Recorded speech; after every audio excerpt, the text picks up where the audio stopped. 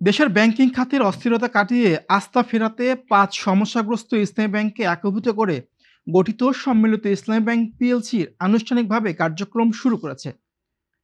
পহেলা December Bangladesh ব্যাংকের চূড়ান্ত অনুমোদন ও লাইসেন্স পাওয়ার পর ২ ডিসেম্বর থেকে ব্যাংকের কার্যক্রম শুরু হয়।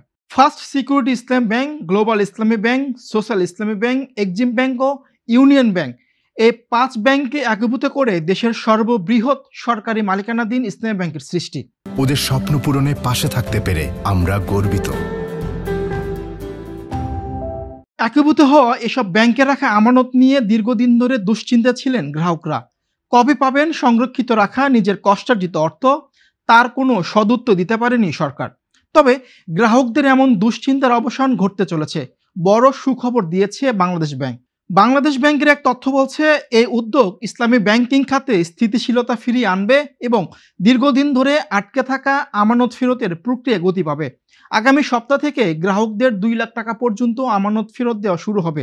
এরপর বড় অঙ্কের আমানত পর্যায়ক্রমে ফেরতের জন্য রোডম্যাপ চূড়ান্ত করা হচ্ছে। সম্মিলিত ইসলামী ব্যাংক পিএলসির পরিশোধিত মূলধন নির্ধারণ করা হয়েছে ৩৫,০০০ কোটি টাকা। এর মধ্যে সরকার দেবে ২০,০০০ কোটি টাকা, আর আমানতকারীদের শেয়ার রূপান্তর থেকে আসবে ১৫,০০০ কোটি টাকা।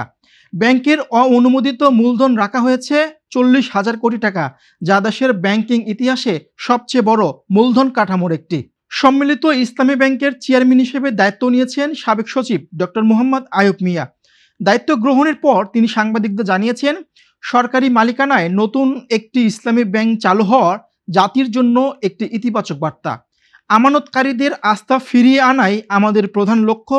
সম্মিলিত ইসলামী ব্যাংক জাতির কাছে আস্থার প্রতীক হয়ে উঠবে।